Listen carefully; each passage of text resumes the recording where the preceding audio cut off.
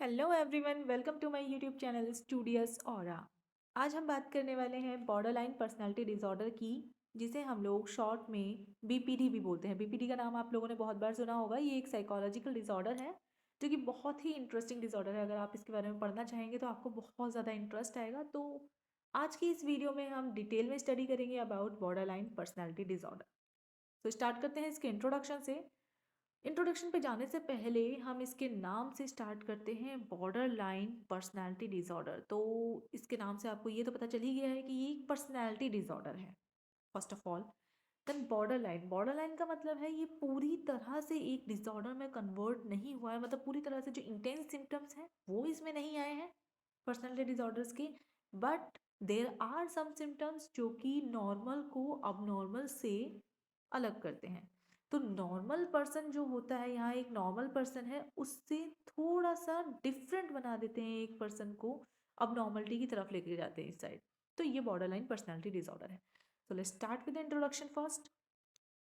So by the introduction हमें यहाँ पे बताया गया है कि बॉर्डर लाइन पर्सनैलिटी डिसऑर्डर जो है ये एक मेंटल हेल्थ कंडीशन है। मेंटल हेल्थ कंडीशन जैसे कि मैंने आपको बताया था कि ये एक साइकोलॉजिकल डिसऑर्डर है, जिसमें किस जिस किसी भी इंडिविजुअल को बॉर्डरलाइन पर्सनालिटी डिसऑर्डर होता है, लाइक वो अगर सफ़र कर रहा है बीपीडी से, तो उनकी फीलिंग्स में, उनके इमोशंस में बहुत ज़्यादा डिफरेंसेस आने लगते हैं। उन्हें नहीं पता कि वो अपने लिए क्या फील कर रहे हैं, किसी और के लिए क्या फील कर रहे हैं।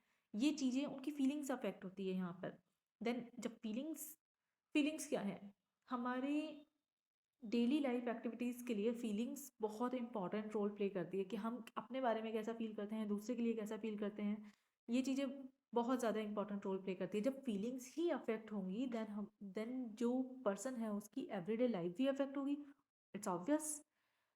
तो एवरीडे लाइफ कैसे अफेक्ट हो रही है कि उनके जो रिलेशनशिप हैं वो, जो रिलेशनशिप है वो अनस्टेबल हो रहे हैं। इम्पल्सिविटी की वजह से वो बहुत अनस्टेबल हो रहे हैं, क्योंकि लोग नहीं समझ पा रहे हैं कि हम किस तरह से फील कर रहे हैं, दूसरे किस तरह से फील कर रहे हैं, या दूसरों के बारे में जो उनकी फीलिंग्स है वो अफेक्ट हो रही है। उनका जो देखने का नज़रिया है ना, वही चेंज हो रहा है यहाँ पे इम्पल्सिविटी की वजह से। कभी कभी यहाँ पे ऐसा हो सकता है कि बहुत ज़्यादा इम्पल्सिव इमोशंस, इम्पल्सिविटी में क्या क्या हो सकता है, इमोशंस, एक्सट्रीम इमोशंस हो सकते हैं, बहुत ज़्यादा दुख हो सकता है, बहुत ज़्यादा खुशी हो सकती है, इस तरह की चीज़ें। कभी कभी इंसान सिर्फ इमोशनली ये चीज़ें फील नहीं करता है, बल्कि एक्टिंग आउट, मतलब एक्ट करने लगता है इस तरह से, बिना सोचे समझे उन इमोशंस पे एक्ट करने लगते हैं। तो वो इंटेंस एक्ट हो जाता है, जो कि अप्रोप्रिएट नहीं होता है उस टाइम के लिए। तो बॉर्डरलाइन पर्सनालिटी डिसऑर्डर में क्या होता है, बीपीडी में आपने कई बार कुछ शॉर्ट फिल्म्स या बहुत कुछ देखा होगा, या बीपीडी के बारे में पहले भी पढ़ा हो, या किसी क्लाइंट को आपने अटेंड किया हो, तो आप बहुत क्लियरली इस चीज़ को समझ सकते हैं कि यहाँ पर बिना सोचे समझे बहुत सारे एक्शंस जो हैं वो ये लोग करते हैं, और एक्सट्रीम इमोशंस आते हैं। लाइक ये अगर हमारा इमोशनल पैरामीटर है, तो यहाँ कहीं इमोशंस अगर हमारे आ रहे हैं, यहाँ आ रहे हैं, कहीं भी आ रहे हैं, तो ये एक नॉर्मल चीज़ है। बट बिल्कुल ही एक्सट्रीम लेवल पे, या तो बहुत ज़्यादा दुख हो रहा है, या बहुत ज़्यादा खुशी हो रही है, बहुत ज़्यादा गुस्सा आ रहा है, बहुत ज़्यादा शांत है इंसान, तो वो चीज़ हमारा बीपीडी के अंदर आता है। Then the person with borderline personality disorder have strong fear of abandonment. तो ये यहाँ पे एक इंपॉर्टेंट चीज़ है कि उन्हें स्ट्रॉन्ग फियर ऑफ अबैंडनमेंट होता है, या फिर बीइंग लेफ्ट अलोन। उन्हें हमेशा लगता है कि कहीं ऐसा ना हो कि हम अकेले रह जाएं, ऐसा ना हो कि हम अपने जो क्लोज रिलेशनशिप है उनसे दूर हो जाएं। तो ये उनके अंदर एक डर होता है। जैसे कि छोटे बच्चे होते हैं ना, नॉर्मल बिहेवियर की अभी मैं बात कर रही हूँ, कि छोटे बच्चों में क्या होता है कि उन्हें डर लगता है कि मम्मी पापा कहीं हमें छोड़ के ना चले जाएं। तो मम्मी पापा जब भी कहीं बाहर जा रहे होते हैं, अगर 2 घंटे के लिए भी इधर उधर जा रहे हैं, या थोड़ी देर के लिए भी अगर मम्मी कुछ काम करने जा रही हैं, तो बच्चों को क्या होता है, वो रोने लग जाते हैं। उन्हें लगता है कि मम्मी हमें छोड़ के चली जाएंगी। तो वो रोना उनका क्या है कि वो इंटेंस इमोशंस अपने शो कर रहे हैं, अपने एक्शंस में शो कर रहे हैं अपने इंटेंस इमोशन को, कि वो बहुत ज़्यादा दुखी हैं कि मम्मी छोड़ के चली जाएंगी। तो वो छोड़ के नहीं जा पाती है, बिकॉज उन्हें पता है कि अगर मैं ऐसा करूँगा तो मम्मी छोड़ के नहीं जाएंगी। बट यही चीज़ टाइम के साथ साथ में चेंज होती रहती है। एडल्ट पर्सनैलिटी में ये चीज़ नहीं आती है। हम लोगों को पता है कि अगर मम्मी कहीं जा रही हैं तो वो वापस आ जाएंगी। ओके। बट बीपीडी के जो पेशेंट्स होते हैं, बीपीडी जिससे जो सफ़र कर रहे हैं, उन्हें ये चीज़ नहीं पता। उन्हें बहुत ज़्यादा डर लगता है इस बारे में कि कहीं वो अकेले ना रह जाएं। तो वो अपने जो जो फ़ियर है उनका, फ़ियर ऑफ बीइंग अबैंडनमेंट जो है उन्हें लगता है कि ये लोग हमसे दूर हो जाएँगे या हम अकेले रह जाएँगे, तो उसकी वजह से उन्हें मूड स्विंग्स होते हैं, गुस्सा आता है, जिसकी वजह से वो सेल्फ इंजरी भी कर सकते हैं या फिर दूसरों को इंजर कर सकते हैं, ठीक है? क्योंकि मूड स्विंग होंगे, गुस्सा आएगा, तो वो दूसरों को जो है वो हार्म कर सकते हैं। क्योंकि ऐसे लोग जो होते हैं ना वो हमेशा चाहते हैं कि उनकी जो रिलेशनशिप्स है वो बहुत ज़्यादा लविंग रहे और लॉन्ग लास्टिंग रहे, मतलब उनकी रिलेशनशिप उनके अकॉर्डिंग पूरी लॉन्ग लास्टिंग चलती रहे, हमेशा उनके साथ कोई ना कोई हो। So this is about the introduction. Then borderline personality disorder usually begins by early adulthood. तो ये early adulthood में ही start हो जाता है इसके symptoms आने। Then condition is most serious in young adulthood. Young adulthood में कंडीशन बहुत ज़्यादा सीरियस हो जाती है। अर्ली अडल्टहुड जैसे अडल्टहुड स्टार्ट होने वाला होता है इसके सिम्टम्स आने स्टार्ट हो जाते हैं। अब जब सिम्टम्स आ रहे हैं और हम ध्यान नहीं दे रहे हैं तो क्या होगा, सिम्टम्स ऑब्वियसली वो वर्सन होते चले जाएंगे। तो ये कंडीशन जो है वो यंग अडल्टहुड तक आते आते बहुत ज़्यादा सीरियस हो जाएगी। अब यहाँ पर क्या क्या सिम्टम्स आएंगे यंग अडल्टहुड में, तो मूड स्विंग्स बहुत ज़्यादा होने लग जाएंगे। मूड स्विंग्स होंगे, कभी गुस्सा आ रहा है तो कभी बहुत नॉर्मल है, कभी बहुत ज़्यादा दुखी हैं, कभी बहुत ज़्यादा खुश हैं। तो अचानक से जो क्लियर कट मूड स्विंग्स आपको दिखाई देंगे। देन एंगर, गुस्सा आता है इन लोगों को, इम्पल्सिवनेस बहुत ज़्यादा होने लगती है। एज के साथ साथ जैसे जैसे एज बढ़ेगी वैसे वैसे इम्पल्सिवनेस भी इनकी बढ़ती रहेगी। But the main issue of the self image and the fear of being abandoned as well as relationship issues goes on. तो बाकी के सिम्टम्स जो मैंने बताए थे ना कि सेल्फ इमेज के इशूज होंगे, fear of being abundant and जो भी फियर ऑफ बीइंग अलोन, ये सारे जो इश्यूज हैं, रिलेशनशिप इश्यूज हैं, ये सारे वैसे के वैसे चलते रहेंगे। बट मेन चीज़ हमारे पास, मेन सिम्टम्स यहाँ पे क्या आ रहे हैं कि मूड स्विंग्स होते रहेंगे जो कि क्लियर कट है, एंगर होगा और इम्पल्सिवनेस होगी। तो मोस्टली आपने बीपीडी के पेशेंट्स में देखा होगा बहुत ज़्यादा एंगर इश्यूज उनको होते हैं। Then the next is the symptoms. तो इसके सिम्टम्स क्या क्या हो सकते हैं? BPD affects how you feel about yourself and relate to others and behave. तो बीपीडी इस दोनों चीज़ों का अफेक्ट करता है कि आप अपने बारे में क्या फील करते हो और दूसरों के बारे में क्या फील करते हो, ठीक है? मीन्स जो भी क्लाइंट है जो सफ़र कर रहा है बीपीडी से, वो अपने बारे में किस क्या फील करता है और दूसरे के बारे में क्या फील करता है, ये सारी चीज़ें अफेक्ट होती हैं इनसे। तो फर्स्ट सिम्टम इसका हो गया अ स्ट्रॉन्ग फियर ऑफ अबंडनमेंट। जैसे कि मैंने बताया था कि स्ट्रॉन्ग फियर होता है अबंडनमेंट का। इन्हें लगता है कि ये जितने भी इनके लव्ड वन है, जितने भी इनके क्लोज रिलेशंस हैं, उनसे ये लोग सेपरेट हो जाएंगे। तो ये चीज़ें जो है एक्सट्रीम होती जाती है। इन्हें लगता है कि हर कोई इन्हें रिजेक्ट करेगा, मतलब कोई भी इन्हें पसंद नहीं करेगा, कोई इनका साथ नहीं देगा। ये सारी चीज़ें, ये जो डर है ना, ये एज के साथ साथ और जैसे जैसे सिम्टम्स सीवियर होते जाते हैं ये चीज़ें भी बढ़ती जाती हैं, ये डर भी इनका बढ़ता जाता है। Then the second is a pattern of unstable and intense relationship. जैसे कि मैंने बताया था कि जो रिलेशनशिप्स हैं वो भी अनस्टेबल हो जाती हैं। अब ऑब्वियसली जब फीलिंग एक इंसान की डिस्टर्ब हो रही है, जो वो फील कर रहा है, जो जिस तरह से वो देख रहा है बाकी लोगों को, वो चीज़ डिस्टर्ब हो रही है, तो क्या रिलेशनशिप्स स्टेबल रह पाएंगी? Of course not. तो इनकी जो रिलेशनशिप है, जितने भी इनके जो फैमिली मेम्बर्स हैं, इनके फ्रेंड्स हैं या फिर कोई भी कलीग्स हैं, टीचर्स हैं, इन सब के साथ जो इनके रिलेशनशिप है वो भी डिस्टर्ब होते हैं। Because believing someone is perfect one moment and then suddenly believing the person doesn't care enough and is cruel. तो इनके जो मूड स्विंग है या इनके जो सोचने का, फील करने का तरीका है, वो इस तरह से होता है। जैसे कि यहाँ पे एक एग्जाम्पल दिया गया बहुत अच्छा कि एक ही टाइम पे, मतलब एक ही पर्सन के लिए अभी सडनली ये लोग सोच रहे हैं कि ये इंसान तो एकदम परफेक्ट है, इससे ज़्यादा अच्छा और कोई हो ही नहीं सकता मेरी लाइफ में। एंड देन सेकंड, थोड़ी देर बाद ही या थोड़े टाइम बाद ही इन्हें लगने लगता है कि नहीं, ये परफेक्ट नहीं है, इसमें तो बहुत सारी कमियां हैं, या फिर ये इंसान सही नहीं है। एक ही इंसान के बारे में दो अलग अलग टाइम पे दो अलग अलग राय बना लेना, अचानक से ये मूड स्विंग वाली चीज़ हो जाती है ना, या फिर ये अपनी फीलिंग्स को स्विच कर देना, अपने थॉट्स को स्विच कर देना। तो ये सारी चीज़ें इनमें होती है जिसकी वजह से इनकी रिलेशनशिप कभी भी सही नहीं चल पाती है। Then the next is quick changes in how you see yourself. तो इसमें क्या होता है कि अब दूसरों को देखने का नज़रिया तो इनका चेंज हो ही रहा है जल्दी जल्दी, अपने आप को देखने का नज़रिया भी इनका बहुत तेज़ी से चेंज होता है। For example including shifting goals and values as well as seeing yourself as bad और if it is an exist. तो कभी कभी ऐसा हो जाता है कि ये इनके जो लाइफ के गोल्स हैं उन्हें ये जल्दी जल्दी शिफ्ट करते रहते हैं कि मुझे ये करना है, नहीं नहीं नहीं मुझे ये नहीं करना चाहिए, मुझे ये करना चाहिए, मैं इस दुनिया में आया हूँ तो इसलिए आया हूँ। कभी कभी इन्हें लगने लगता है कि आई एम परफेक्ट, मैं ये काम बहुत अच्छे से करते हैं, I am confident enough, but कभी कभी ऐसा लगता है कि मुझसे बुरा कोई है ही नहीं इस दुनिया में, शायद मुझे लाइक मुझे ये काम नहीं करना चाहिए जो मैं कर रहा हूँ। सो ये सारी चीज़ें ना, इसकी वजह से इनका दूसरों को देखने का नज़रिया तो चेंज हो ही रहा था, अपने आप को देखने का नज़रिया भी चेंज हो रहा है। तो अगर इंसान कोई भी एक चीज़ हो, भले ही वो दूसरों के लिए ठीक से फील ना कर पा रहा हो, दूसरों के देखने का नज़रिया उसका अच्छा नहीं है, या खुद को देखने का नज़रिया उसका बार बार चेंज हो रहा है, तब भी उनकी रिलेशनशिप अच्छी नहीं चल पाती हैं। Then the next is period of stress related paranoia. Stress related paranoia होता है, या फिर loss of contact with reality. तो रियलिटी से कॉन्टैक्ट लूज हो जाता है इन लोगों का। The period this period can last from a few minutes to a few hour. तो ये एक मेन साइकेट्रिक सिम्टम है, जिसमें ये कभी कभी रियलिटी से कॉन्टैक्ट खो देते हैं। कुछ मिनट से कुछ घंटों तक के लिए हो सकता है, या फिर स्ट्रेस रिलेटेड पैरानोया कहते हैं हम इसे। Next is the impulsive and risky behaviour. Impulsive behaviour है तो वो रिस्की तो ऑब्वियसली होगा ही होगा। तो इसमें क्या होता है कि ये लोग कभी कभी बहुत ज़्यादा, लाइक गुस्सा आ रहा है, मैंने बोला था कि इसमें एक्सट्रीम ऑफ द इमोशंस होते हैं। तो एक्सट्रीम लेवल पे अगर एंगर आ रहा है तो एक्सट्रीम लेवल पे इम्पल्सिवनेस भी होगी।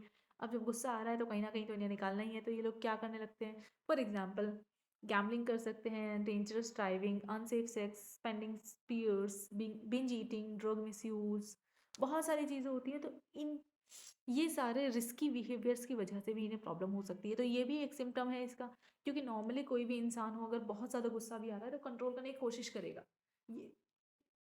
बट बीपीडी के पेशेंट में अपने एंगर को कंट्रोल करना बहुत मुश्किल हो जाता है, और इंटेंस एंगर हो रहा है तो उसे कंट्रोल करना और भी ज़्यादा मुश्किल हो जाता है। क्योंकि इनमें ऐसा नहीं होता कि थोड़ा थोड़ा गुस्सा आ रहा है आ रहा है आ रहा है, आप कंट्रोल कर रहे हो और फिर एकदम से ज़्यादा बर्स्ट आउट होता है, जैसा कि नॉर्मल लोगों में होता है, ऐसा इनमें नहीं होता है। इनमें ये अभी बहुत खुश थे, सडनली पार्टी एंजॉय कर रहे थे, और अचानक इन्हें इतना तेज गुस्सा आया कि ये कंट्रोल ही नहीं कर पा रहे, ना खुद को ये कंट्रोल कर पा रहे, ना कोई और इन्हें कंट्रोल कर पाएगा। तो this is a clear cut symptom of BPD.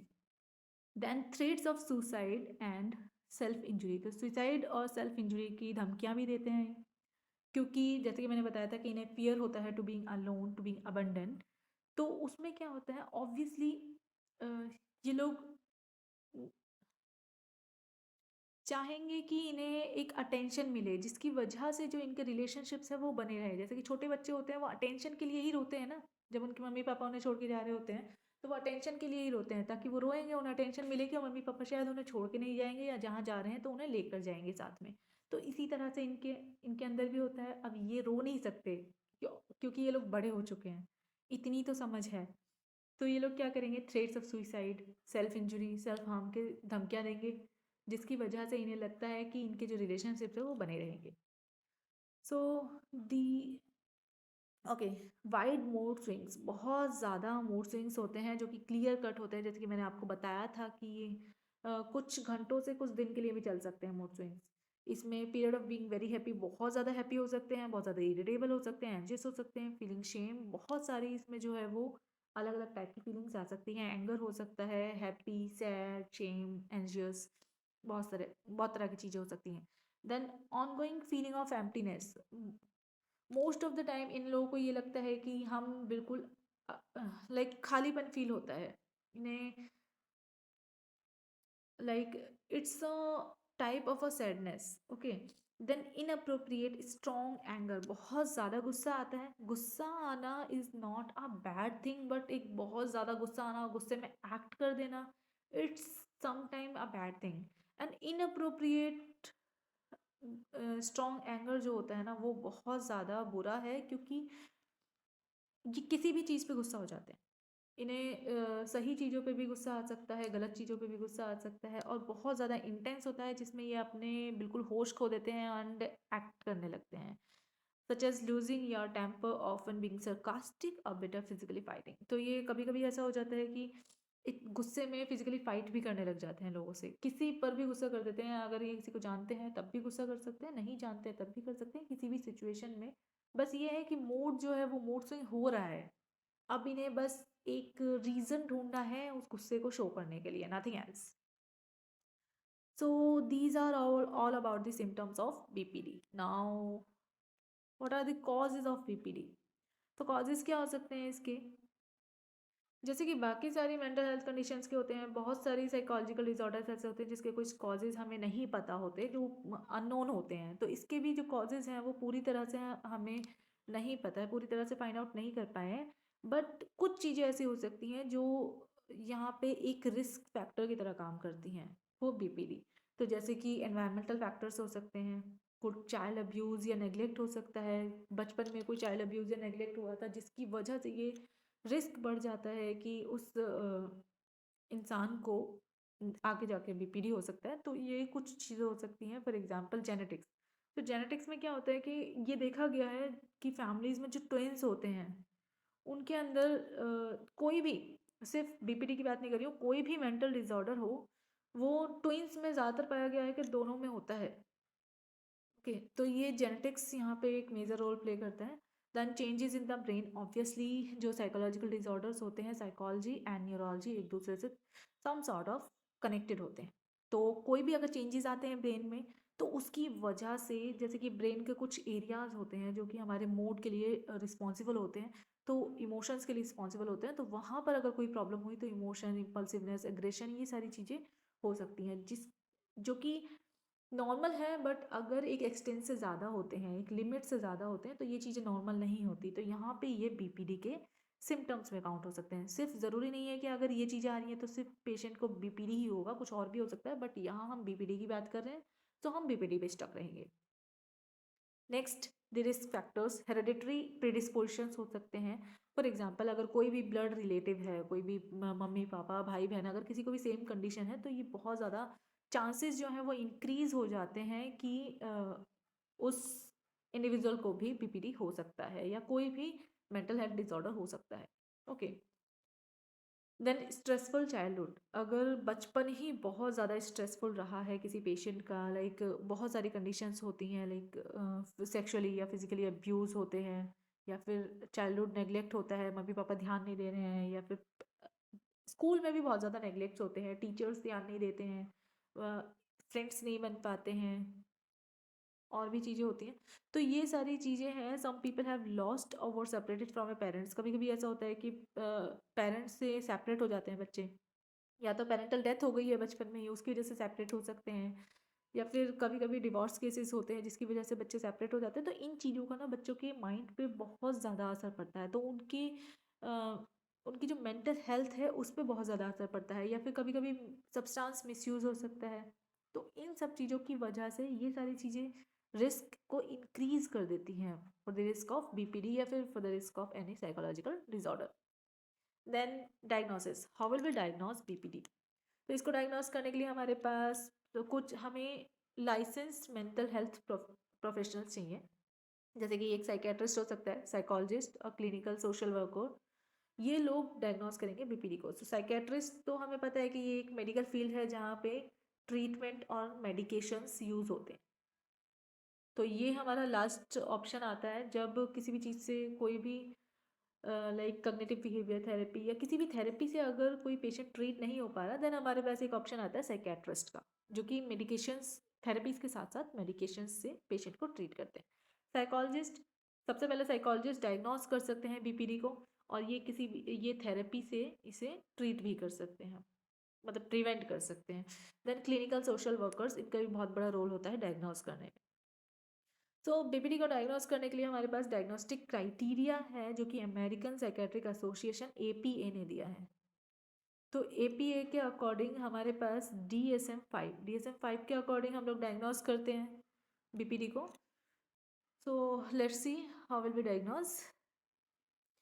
तो the do so by performing a thorough interview, तो एक पूरा का पूरा इंटरव्यू लेना है पहले तो पर्सन के साथ। जब आप उसका इंटरव्यू लेंगे तो काफ़ी चीज़ें इंटरव्यू से पता चल जाती है, उनकी हिस्ट्री पता चल जाती है, उनका जो प्रेजेंट जिस तरह से वो बिहेव कर रहे हैं वो पता चल जाता है, उनकी फीलिंग्स, उनकी थिंकिंग के बारे में हम लोगों को पता चल जाता है। Having conversations about symptom, then symptoms के बारे में पूछना है। सिम्टम्स, कुछ सिम्टम्स शो हो जाते हैं, कुछ सिम्टम्स हमें पेशेंट और उनके जो क्लोज रिलेटिव्स हैं वो बता ही देते हैं। तो उन सिम्टम्स के अकॉर्डिंग हम लोग डायग्नोस कर सकते हैं पीपीडी को। They ask questions that will shed light on like personal, मैंने बताया था अभी, personal medical history, family medical history, especially histories of mental health condition, जैसे कि फैमिली में अगर किसी को किसी को भी कोई भी मेंटल हेल्थ कंडीशन रही है, जैसे कि मैंने अभी बताया था कि रिस्क फैक्टर्स क्या क्या हो सकते हैं, हेरिडिटी में हो सकता है, किसी भी क्लोज रिलेशनशिप में हुआ हो, ब्लड रिलेशंस में कोई भी मेंटल हेल्थ कंडीशन रही हो, चाइल्डहुड में क्या क्या प्रॉब्लम थी, पास्ट हिस्ट्री कैसी थी, प्रेजेंट हिस्ट्री कैसी है, मेडिकल, तो ये सारी चीज़ें होती हैं जो कि रिस्क को इंक्रीज कर देती हैं। तो ये सारी हिस्ट्री हमें लेनी होती है इंटरव्यू का दौरान। Then previous work history, work place पे क्या हिस्ट्री थी, क्या क्या रहा है, क्या वहाँ भी कोई सिम्टम शो हुए हैं, या फिर वहाँ पे कोई ऐसी चीज़ जो कि रिस्क फैक्टर बन सकती है। तो ये सारी चीज़ें। देन इम्पल्स कंट्रोल कैसा है, कितनी कितनी हद तक एक इंसान अपने इम्पल्स को कंट्रोल कर सकता है, अपने एंगर को कंट्रोल कर सकता है, अपने इमोशंस को कंट्रोल कर सकता है। सिर्फ यहाँ पे एंगर की बात नहीं हो रही, बाकी भी इमोशंस को कितना कंट्रोल कर सकते हैं। हो सकता है कि बहुत ज़्यादा खुश है तो बहुत ही ज़्यादा खुश हो रहा है, बहुत ज़्यादा सैड है तो बहुत ज़्यादा सैड हो रहा है, इतना कि लाइक अभी तो बहुत खुश था, अभी सडनली कह रहा है मैं जाकर सुसाइड कर लेता हूँ, मैं तो इस दुनिया में रहने लायक नहीं हूँ। तो ये सारी चीज़ें हमें इंटरव्यू के टाइम पर पता चलती हैं। Then what can be the complications of PPD. तो कॉम्प्लिकेशंस अगर हम देखें तो it can damage many areas of your life, बहुत सारी चीज़ों को डैमेज कर सकता है बीपीडी एक, क्योंकि ये इमोशंस का डिसऑर्डर हो गया ना, फीलिंग्स और इमोशंस को ये जो है अफेक्ट कर रहा है, तो इसकी वजह से पूरी की पूरी लाइफ ही अफेक्ट हो जाती है। जैसे कि क्लोज रिलेशनशिप्स वो बन ही नहीं पा रहे, मैंने बोला जब क्लोज रिलेशनशिप्स में नहीं बन पा रहे हैं तो जॉब पे भी रिलेशनशिप अच्छे नहीं बन पाएंगे, ना जॉब पे बन पाएंगे, ना स्कूल में सोशल एक्टिविटीज़ में पार्टिसिपेट नहीं कर सकते ये लोग, क्योंकि सोशल एक्टिविटीज़ में जाएंगे, सोशलाइज होंगे लोगों से, अचानक से इन्हें गुस्सा आने लगेगा और फिर हर कोई भी इनसे बात करना बंद कर देगा। देन सिर्फ बात गुस्से की नहीं, अचानक से मान लो इनको कोई भी इमोशन अलग हो गया, बहुत ज़्यादा इन्हें सैडनेस हो रही है, तो किसी भी सैड इंसान को कोई भी पसंद नहीं करता, मोस्टली लोग सैड पर्सनैलिटीज़ को पसंद नहीं करते हैं। तो इंटेंस इमोशन वाली किसी भी पर्सनैलिटी को लोग ज़्यादा पसंद करते ही नहीं हैं, क्योंकि यहाँ पर हर किसी के जो रिलेशंस हैं वो अनस्टेबल हो जाते हैं ना। यहाँ पर कॉम्प्लिकेशंस क्या होती है कि इसकी वजह से जब जॉब पे प्रॉब्लम्स होने लगेंगी तो रिपीटेड जॉब चेंजेस और लॉसेस, तो बार बार जॉब चेंज करनी पड़ेगी। नॉट फिनिशिंग एन एजुकेशन, जब स्कूल में प्रॉब्लम है तो एजुकेशन फिनिश नहीं हो पा रही है, या बार बार स्कूल चेंज करना पड़ रहा है, बार बार स्कूल चेंज करना बहुत मुश्किल हो जाता है, नए लोगों से मिलना, नए लोगों से रिलेशनशिप बनाना, और वो भी ऐसी कंडीशन में जब आप खुद इतने इमोशनली स्ट्रांग नहीं हो कि अपने इमोशंस को कंट्रोल कर सकते हो, अपनी फीलिंग्स को कंट्रोल कर सकते हो, तब आप दूसरों से नए रिलेशनशिप बनाने में बहुत मुश्किल होती है। Then medical multiple legal issues हो सकते हैं, जैसे कि जेल टाइम वगैरह, वो इसलिए क्योंकि बहुत ज़्यादा अग्रेशन है, बहुत ज़्यादा इम्पल्स कंट्रोल बिल्कुल भी नहीं है, तो अग्रेशन की वजह से कभी कभी बहुत सारी चीज़ें हो जाती है, जैसे कि मैंने बोला था कि लाइक फिजिकली लोगों को हर्ट करना, वर्बली हर्ट करना, बहुत सारी चीज़ें होती है जिसकी वजह से लीगल इश्यूज आने लगते हैं। Conflict field relationship, marital stress, तो मैरिटल लाइफ भी बहुत अच्छी नहीं चलती है, डाइवोर्स वगैरह की नौबत आ जाती है। तो एंड इंजरिंग योर सेल्फ, तो कई बार ऐसा होता है कि गुस्से में खुद को ही इंजूर कर देना, cutting, burning, frequent stage in hospital, ये सारी चीज़ें होती हैं। अब्यूजिव रिलेशनशिप चलती हैं, अनप्लान्ड प्रेगनेंसीज हो सकती हैं, एसटीडीज हो सकते हैं, motor vehicle accidents, physical fight due to impulsive and risky behaviour. तो इनकी इम्पल्सिव और रिस्की बिहेवियर की वजह से बहुत सारी प्रॉब्लम्स इनकी लाइफ में आ सकती है। देन कई बार ये लोग सुइसाइड अटेम्प्ट कर सकते हैं, या फिर डेथ भी हो सकती है सुइसाइड की वजह से। तो ये सारी जो है वो कॉम्प्लिकेशंस हो सकती हैं बीपीडी की। Then also you may have other mental condition, तो बीपीडी के साथ बहुत सारी अलग अलग मेंटल कंडीशंस भी हो सकती हैं, जैसे कि मैंने बताया था कि बहुत सारे जो इमोशंस होते हैं वो एक्सट्रीम होते हैं, तो कभी कभी उन इमोशंस का जो बहुत ज़्यादा असर पड़ जाता है वो परसिस्टेंट होने लगते हैं, तो उसकी वजह से और भी डिसऑर्डर्स होने लगते हैं। अगर सैडनेस वाला इमोशन जो है वो परसिस्टेंट हो गया तो डिप्रेशन हो सकता है। Alcohol and other substance misuse ये भी कर सकते हैं, एंजाइटी डिसऑर्डर हो सकता है, ईटिंग डिसऑर्डर हो सकता है, बाइपोलर डिसऑर्डर हो सकता है, पोस्ट ट्रोमेटिक स्ट्रेस डिसऑर्डर हो सकता है, एडीएचडी हो सकता है, और भी कई पर्सनालिटी डिसऑर्डर्स इसमें हो सकते हैं। Then okay, so thanks for watching the video, this is all about the bipolar personality disorder. And अगर आपको किसी और टॉपिक पे वीडियो चाहिए तो आप कमेंट बॉक्स में लिख सकते हैं। Please share my videos and like the video if you like this.